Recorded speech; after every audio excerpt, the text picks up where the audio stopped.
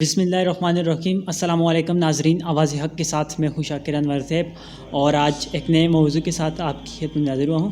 میرے ساتھ اویس بھائی موجود ہیں اور ان سے میں بات کرتا ہوں محمد قاسم کے حوالے سے۔ اویس بھائی، آپ یہ کہتے ہیں کہ امام المہدی کا جو ظہور ہوگا وہ 40 سال کی عمر میں ہوگا، لیکن آپ یہ کہہ رہے ہیں کہ محمد قاسم جو ہے وہ فیوچر کے امام مہدی ہیں، لیکن دیکھا جائے تو محمد قاسم کی عمر تو مجھے تو لگ رہا ہے کہ 50 سال سے اوپر ہے، تو یہ کیسے ممکن ہے کہ وہ امام مہدی ہو سکتے ہیں؟ وعلیکم السلام، اور بہت شکریہ شاکر آپ کے انٹرسٹنگ سوالوں کا۔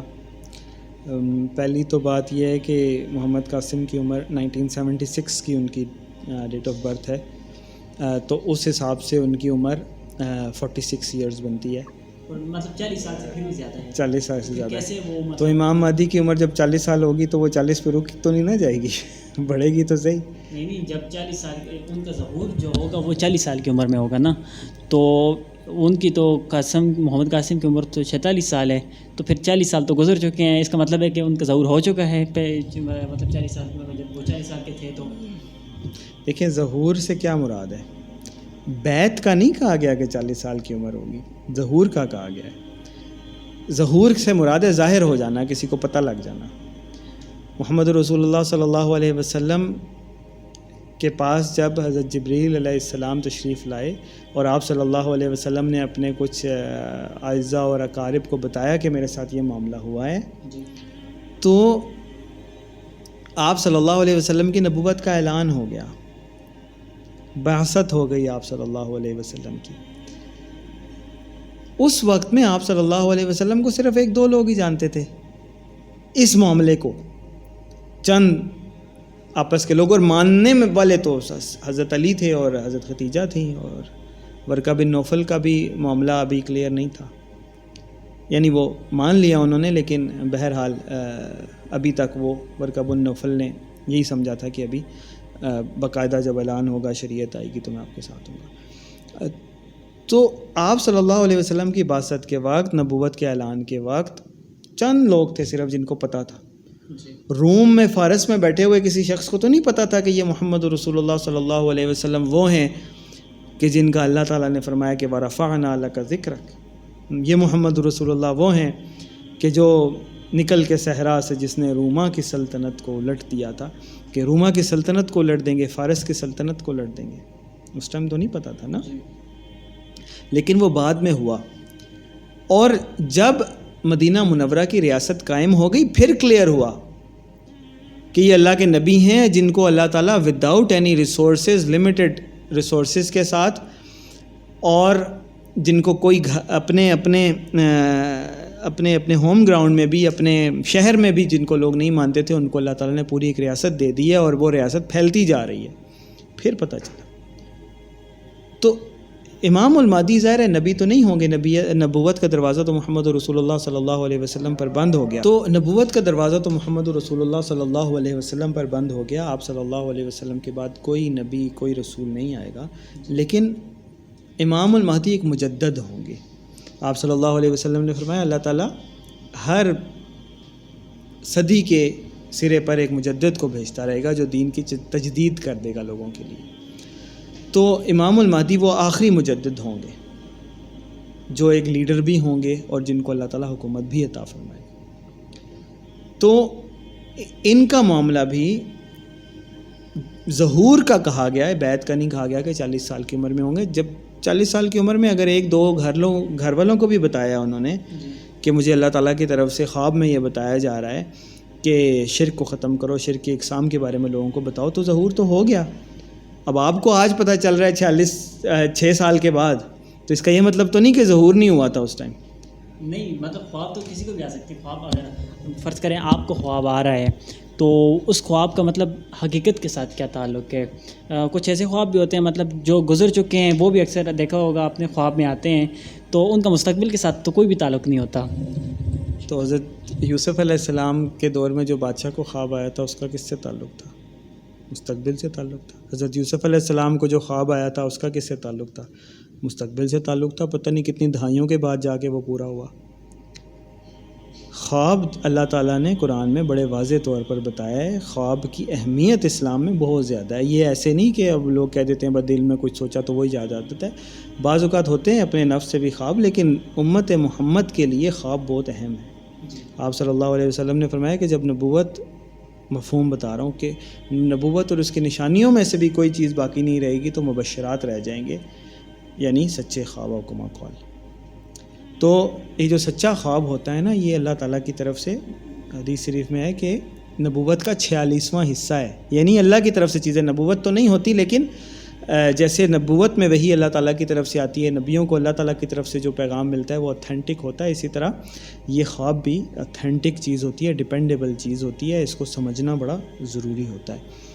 تو اگر 40 سال کی عمر میں ان کو پتہ چل گیا تھا اور انہوں نے اپنے گھر والوں کو کچھ کو بتانا شروع کر دیا تھا، تو اس کا مطلب ہے کہ ظہور ہو گیا تھا.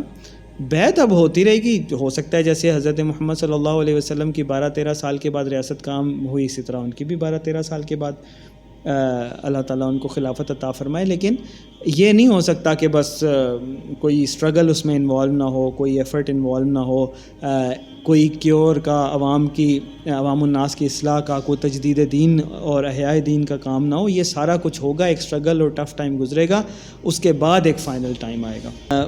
وہ شخص جو ہوتا ہے نا، وہ اصل دینداری یہ ہے. دینداری یہ نہیں ہے کہ میں پگڑی پہن لوں، داڑھی بڑی رکھ لوں اور ہر ایک کو جج کرتا رہوں کہ اچھا اس کی نماز دیر سے ہو گئی، اس نے داڑھی نہیں رکھی، وہ فلم دیکھ رہا تھا تو وہ میں اس سے بہتر مسلم ہوں. یہ کون سی دینداری ہے؟ آپ صلی اللہ علیہ وسلم کو اخلاق کی تکمیل کے لیے بھیجا گیا. دینداری تو یہ ہے کہ میں اللہ تعالیٰ کے ساتھ کسی کو شریک نہ ٹھہراؤں. دینداری تو یہ ہے کہ میں کسی کا حق نہ کھاؤں. دینداری تو یہ ہے کہ میں لوگوں کو خیر کی بات بتاؤں. دینداری تو یہ ہے کہ میں لین دین میں، معاملات میں، اخلاق میں، کردار میں، زبان میں پاکیزہ ہوں، پاک ہوں، صاف گوئی کروں، حق گوئی کروں. یہ دینداری ہے. کیا آپ کو لگتا ہے محمد قاسم میں وہ ایماندار ہیں اور دیندار شخص ہیں؟ ہاں، یہی تو میں آپ کو بتا رہا ہوں کہ اس سے بڑی کون سی دینداری ہوگی کہ آپ لوگوں کو یہ سمجھائیں اللہ تعالیٰ کی طرف سے کہ شرک اور اس کی اقسام سے بچیں. یہی اصل دینداری ہے اور یہی پیغام تمام انبیاء بھی لے کر آئے، تمام مجددین بھی لے کر آئے. اور یہی جو پیغام ہے نا، یہی اصل علم ہے. ظاہری وضاحت وہ بھی ٹھیک ہے، میں نہیں کہتا کہ وہ نہیں ہونی چاہیے، وہ بھی ٹھیک ہے. لیکن آپ یہ دیکھیں کہ علامہ محمد اقبال رحمۃ اللہ علیہ، اللہ تعالیٰ نے ان کو کیسا مقام اور کیسی کیفیت اور کیسا وجد اور کیسا الہام عطا فرمایا تھا کہ ایک نشست میں وہ ایسی باتیں کہہ جاتے تھے کہ ان کو خود شاید بعد میں علم نہ ہوتا ہو کہ یہ میں کتنی گہری بات کر گیا ہوں. اللہ تعالیٰ کی طرف سے ان کی شاعری ہوتی تھی، لیکن ان کی وہ داڑھی نہیں تھی. ان کی داڑھی بہت اچھی بات ہے، لیکن داڑھی یہ نہیں ہے کہ اگر کسی کی داڑھی نہیں ہے تو وہ کوئی گناہ کبیرہ میں مبتلا ہو گیا یا اللہ معاف کرے کوئی فسق میں چلا گیا. ایسی بات نہیں ہے. ظاہری وضاحت یہ تو دیکھیں، اگر ایک بندہ ہے وہ شرک سے بتا رہا ہے اور اس کے ساتھ یہ معاملات ہو رہے ہیں اور اوپر سے ظاہری وضاحت اس نے ایسی رکھی ہوئی ہے کہ لوگوں کو اس کی دینداری کے اوپر شک ہو، تو یہ تو اس بندے کی ہیوملٹی ہے، یہ تو اس کا عجز ہے، عاجزی ہے اس کی، کہ لوگ کہیں میری داڑھی پگڑی امامہ دیکھ کر مجھے کوئی ولی نہ سمجھنے لگ جائیں، لوگ مجھے یہی سمجھیں کہ بس یہ ہماری طرح کا ہے، یا بلکہ اکثر تو اپنے سے بھی حقیر سمجھتے ہیں. یہ تو عاجزی کی ایک کیفیت ہے کہ میں جان بوجھ کے اپنی وضاحت ایسے رکھوں کہ لوگوں کو پتہ نہ چلے میری کیفیت. کہ میں مولوی تو ہوں پر میں مولوی تو نہیں پر مولوی نواز ضرور ہوں. تو یہ تو میں سمجھتا ہوں عاجزی کی ایک کیفیت ہے، اور میرے خیال میں یہ چھپانے کا ایک ذریعہ ہے.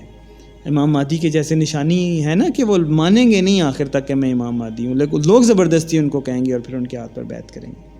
تو میرے خیال میں یہ ایک چھپانے کا ذریعہ ہے جو میں نے محسوس کیا جب بھی میری ملاقات ہوئی ہے، کہ کہیں میرا راز نہ کھل جائے، میرا راز فاش نہ ہو جائے، چاہے مجھے اس کے لیے تھوڑی سی وضاحت اور اس طرح کی چیزوں بھی رکھنی پڑیں کہ کہیں میرے اوپر وہ ذمہ داری نہ پڑ جائے. کیونکہ آپ صلی اللہ علیہ وسلم کی حدیث کا مفہوم ہے جس کو ذمہ داری، عہدہ، حکمرانی یہ دے دی گئی، وہ سمجھو الٹی چھری سے ذبح کر دیا گیا. حکمہ قول اللہ تعالیٰ کمی بیشی معاف فرمائے. یعنی کہ یہ ایک بہت بڑا بوجھ ہے اگر کسی بندے کو شک ہو کہ کہیں یہ میرے اوپر نہ پڑ جائے، اور وہ جان بوجھ کے اپنی وضاحت ایسے رکھے، لوگوں کے سامنے ایسے دکھے کہ کہیں لوگ اس کی اصلیت کو پہچان نہ لیں، تو یہ تو اس کی عاجزی ہے اور یہ اس کا مقام ہے، اور یہی تو ہے کہ جس سے پتہ چلتا ہے کہ یہ شخص چھپانا چاہ رہا ہے خود کو، لیکن لوگوں کو بتایا جا رہا ہے۔ کتنے لوگوں کو خواب میں حضرت محمد صلی اللہ علیہ وسلم کی زیارت ہوئی ہے کہ محمد قاسم سچا ہے، کتنے لوگوں کو بتایا گیا ہے کہ محمد قاسم نے امام مہدی بننا ہے، اور وہ آگے سے اپنی وضاحت اپنی چیزیں اس طرح سے رکھ رہے ہیں کہ کہیں لوگ مجھے پہچان نہ لیں۔ تو باقی میں تو یہی ریکویسٹ کرتا ہوں کہ اللہ تعالیٰ سے دعا کریں، استخارہ کریں، اللہ تعالیٰ سے حق طلب کریں، اور اگر یہ حق ہے تو پھر اس کا ساتھ دینے میں بالکل پیچھے نہ ہٹیں۔ بہت شکریہ اویس بھائی، اللہ تعالیٰ ہمیں حق کے ساتھ چلنے کی توفیق عطا فرمائے۔ انشاءاللہ اگلی بار بھی کسی نئے موضوع کے ساتھ آپ کی خدمت میں حاضر ہوں گے، تب تک کے لیے اجازت دیجیے۔ اللہ حافظ۔ پاکستان پائندہ باد۔